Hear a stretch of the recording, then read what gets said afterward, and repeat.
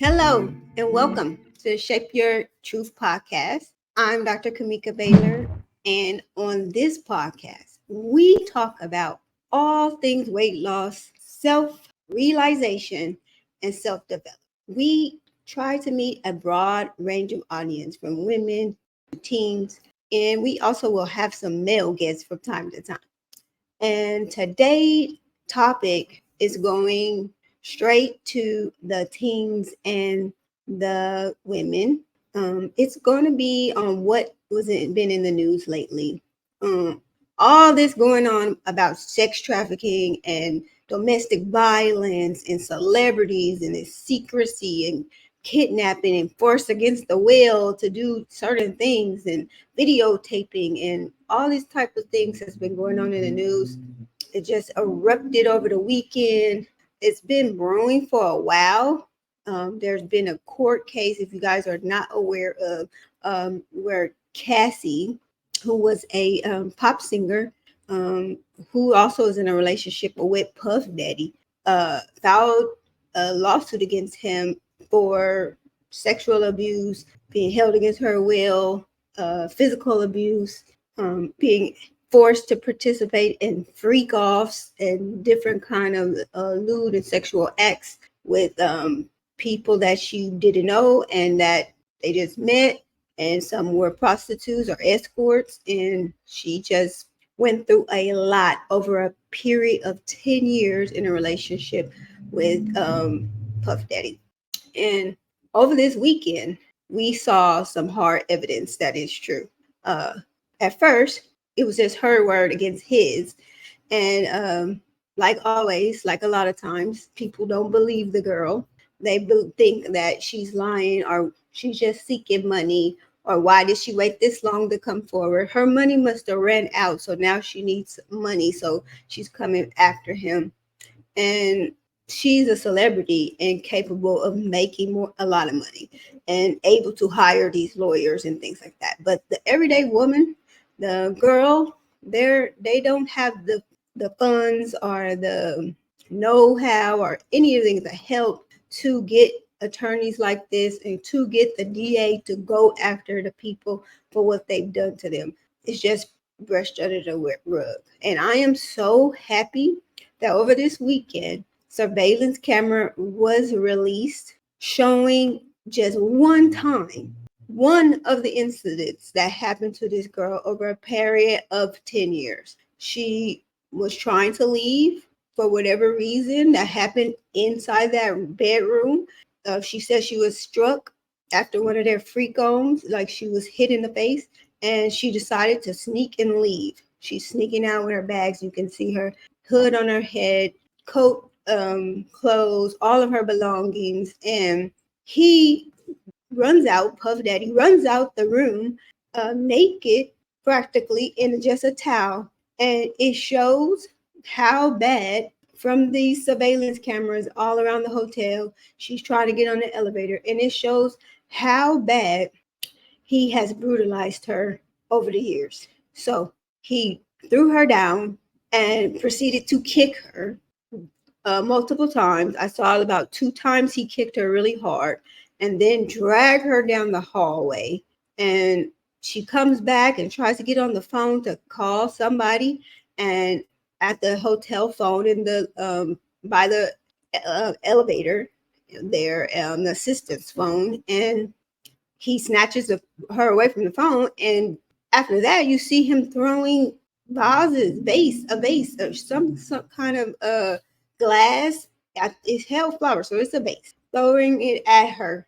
And you can see that he's angry and that there's some exchange going on. Or more or less, he's yelling at her. You can see it in the expression that's going on. And what is really, when I say happy that this happened, I don't want to see any man, any black man, anybody who to be used by the media as a whooping boy or a whooping post. But I do believe the girl deserves justice for what happened to her. And who's to say this won't help some other girl come forward and say, what happens, because these cycles definitely need to be broken. That happened to that girl for a span of 10 years. 10 years of her life being held against her will for a lot of those years and forced into freak offs or sex trafficking. And nobody believed her, but very few.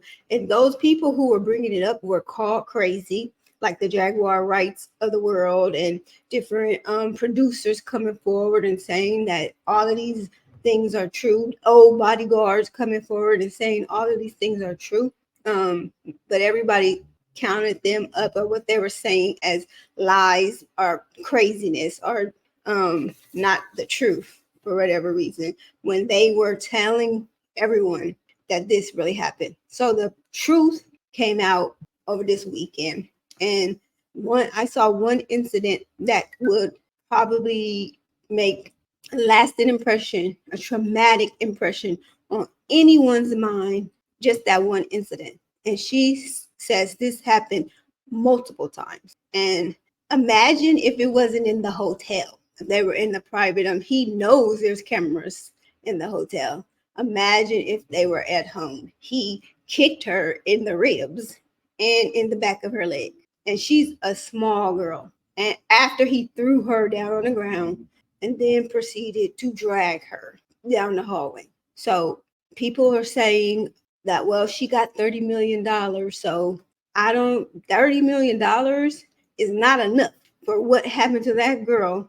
If that was one time, imagine what happened over and over again in the privacy of their home, and to be forced into these sexual parties and acts that she didn't want to do. $30 million is not enough. It's a blessing this girl hasn't taken her own life or did some harm to herself or have to be committed for all the things that has been done to her over the time. And it just saddens me that, again, another subject where we don't believe women, and it spills over. This is definitely a mental health issue, but it also spills over into other areas of health. We've been losing women to preventable diseases, cervical cancers and things like that from misdiagnosis. People been losing their babies for misdiagnosis or wrong treatments or treatment errors, because they don't listen to women, and especially they don't listen to Black women or women of color. So for this to come out, I think this will help a lot of people to on both sides, people to be more aware. At least for right now, we have to keep re-educating ourselves because this is part of the culture. Hopefully we can make this is really countercultural to keep in front of us the idea that these things do happen, and she may not be lying. That will have to keep being before us because it's countercultural to what we believe or what was in society. But these sensitive subjects need to be talked about, and we need to be desensitized to them, and listen and believe. And that's as far as society and as healthcare providers. I don't know why this happens. I don't think it's intentional most of the time, but it happens too often. And too many women have lost their lives because of these insensitivities and biases. And, I'm all about changing biases, especially for the obese population. But here we're talking about something that happens to every woman population, every race, every ethnicity, and every walk of life is exposed or in danger of domestic violence, female violence. So that was what happened this weekend. So let's get into it a little bit. We're going to talk about female violence and how to get help for it. Okay. So it's been going on. This domestic violence, sex trafficking, and domestic brainwashing, because it starts with the mind. Some people have never laid a hand on them, but they can manipulate them and brainwash for them to do acts for the woman, and or to just stay in a subservient lifestyle, subservient relationship for years and years and years. So let's break down the matter in terms that matter. Okay. So what is female violence? Female violence is three things, like I was saying: domestic violence, sex trafficking, and domestic brainwash. So, domestic violence happens when someone in the family or someone in your relationships or relations to you hurt you. Now, this could be physical harm or like hitting, slapping, or emotional harm, like yelling and making fun of and belittling, just making you feel worthless. Now that's considered domestic violence. Now sex trafficking, this is when someone's forced or tricked into doing sexual activities against their will, and it's often for money, but not always for money. And it's a crime, okay, and a terrible violation of human rights. And the third thing we're calling female violence is domestic brainwashing. Now, this is when someone manipulates you to believe that things aren't true, making you feel trapped and powerless. It can make it very hard to leave an abusive situation because you feel like you deserve the abuse or have no other option. So, why should we care about this? Why is this in the news? Why is what Cassie did so important for women and standing up for herself and saying no, finally, that no one else is going to have this happen at that person's head because I'm going to do something about it. So I'm so proud of her, and I give her all props, and I'm so sorry for how she was done in the media, uh, labeled as a liar or after money, when this girl suffered a long time under abuse. So why should we care? Well, statistics say that 1 in 3 women worldwide have experienced physical and sexual abuse, and mostly by their own partner, someone they're intimate with regularly or they have a close relationship with. In the US, nearly 20 people per minute are physically abused by an intimate partner. Okay. And thousands of women and girls are trafficked into sex slavery each year, often by people they know and trust. Okay. These numbers are scary. Okay. They highlight how important it is to talk about these issues and take action to stop them. We've been silent for too long. We don't speak up. I remember a time I was really young in um, a line where I never experienced domestic violence when I was young, as far as my parents fighting like that. But I went with my mom to a store, and we're standing in line. It's a long line. It's taking for a long time to check out, and everything was fine. And then behind me was a young man. He was uh stocky build, kind of broad shoulders, and he was with a girl who seemed very meek and sheepish. And she started talking with my mom, like she was right behind us, talking with my mom. And then he just was grab her neck and like, shut up, stop talking. And her and my mom were looking at a magazine like she was going to buy, and he tell her, get your magazine from her, and just like his hand around her neck. That's all I can remember. And I'm like, I never knew a man to treat a woman that way. I had not seen it before. And it was scary for me. But and it was people all around. And nobody did nothing. Nobody said anything. Nobody asked her, are you okay? Do you need help? They just mind their own business. And he has a tight grip around her neck, obviously hurting her. And he didn't dare to touch my mom, but he did not even talk to my mom in an aggressive way. But all the aggression was toward this girl, and you can see that she was programmed into this. This was part of her life. This is her daily routine. And I just pray that he didn't hit her or make her choke out in front of everybody in this room. But he definitely humiliated her and abused her thoroughly. And that was my first encounter with domestic violence. And it stayed with me all this time. I had to be about 8 or 9 years old, and it stayed with me all this time that if a man treats you that way, he does not care about you. Because that's the conversation me and my mom had on the way home. You do not want to be treated that way. But I'm sure there's moms her mom may have told her the same thing, or she may have not. She may have heard it from a teacher. But people think, oh, that will never happen to me. I will never allow that to happen to me. But a lot of these women, they're strong at first, but they get into these relationships, they get intimate with these people. The people learn them really well, and they start to brainwash and manipulate. And that very strong, courageous woman, no nonsense woman, could easily become as sheepish as and meek as that girl was all those years ago. You're not immune, or you're not so powerful or strong that you wouldn't have this happen to you, because face it, men are stronger than women. And I'm talking about physical strength.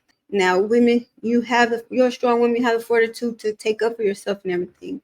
But what is that when somebody can lock you in a place, hit you with an object, and control you, inject drugs into you, hold you against your will, or stifle your career, your movement, your money, how you can live? Yeah, it's a lot of things that go into it. So no one is immune to this, and this would be something that we should not just say that couldn't happen to me. We should say, thank the Lord that has not happened to me, and I pray for those who it has happened to. Okay, because I'm sure a lot of these people that are being kidnapped, strong women, and they did not want to be sex trafficked. Okay, they're kidnapped and forced against their will. So instead of saying things like that, where that couldn't be me, not me, he wouldn't do me like that, he wouldn't do somebody else, but not me. It could be you. It could easily be you. Just one drive down the wrong street one day, get the phone number for the wrong guy one day, go to the wrong party one day, pick up the phone of a call from the wrong person one day, and your life could drastically change. Meet that person on the internet, on online dating, what have you. Your life could drastically change. So instead of saying that's not me, that couldn't be me, say thank the Lord it was not me, and say a prayer for these girls. And if you witness it, it might be dangerous to interfere at that moment, to physically interfere, but report it. That's the least you can do, is report it, or get more people to witness it, so that hopefully she can get some help to get out that situation. Okay, so what other ways can we help? Like I said, you can try talking to someone. Talking to someone. That's what we can do. You can talk to someone, and that could be talk to the person. Just, talk to them. Tell them that you understand, and tell them to keep reaching out. And when they're ready to do something, you'll be there for them. And then let them know how they can get help, that there is places to get help. If you are not able to get in touch with somebody, there is a hotlines that you can call for help, for domestic violence hotline, and the number is 800-799-SAFE. 800-799-SAFE. And this hotline is 24/7, and the call will connect you to resources to support you, resources in your area, wherever you are. Just don't be silent. If please speak up, so that people can help. Give us a chance to help, okay? And there are organizations out here that are ready and poised. They have what you need to get you some help, okay? So if you're experiencing domestic violence, if you know someone and they need help getting out, call that number 800-799-SAFE and get the resources you need, okay? And what can you do? You can talk to the person, talk to somebody that you trust if you're going through this. It can be your friend, a family member, a teacher. Let somebody know. Just keep talking. And then call that domestic hotline. That's the second thing. You can call for someone too. If they allow you to call for them, you can call and report it. And if they get to the person and she can make up her mind if she wants to go. She may not be in a situation to call, but you can call that number for her, 1-800-799-SAFE. And that's the National Domestic Violence Hotline. And just become more educated, get more knowledge around this, uh, get more knowledge so you won't be biased. Because what just happened over the weekend, that videotape was a aha moment for a lot of people, because a lot of people had to recant all that things they said about Cassie, calling her a liar, calling her. And when they saw how badly that man beat her up, they got back on the social media and apologized. And what if they were sensitive to what was going on and believed in the first place and championed her? And that only comes through more knowledge, gaining more knowledge about it. And a lot of times until it's happened to somebody in your family, people really don't, they close their eyes to it. They turn away from it. And we shouldn't do that. We need to learn more about the situation, learn ways we can help, and learn ways to report these situations. So nobody deserves abuse. Everyone has the right to feel safe and respected. Speak out. Speaking out can help you. You can take the first step toward a safer, healthier life. So I just want you guys to remember to be thankful for where you are. Pray for the ones that are going through this. Stay strong. Get informed. Stay informed. Okay? Keep reminding yourself so you be sensitive to this subject. Okay? And don't hesitate to reach out as soon as you see something like this going on, some weird behavior, somebody dealing with a child in the wrong way. Any of these kind of violences that go against women and girls, be sure to report it. Okay? Stay strong out there. And thank you for watching this segment of Shape Your Truth podcast. We enjoyed you. Goodbye.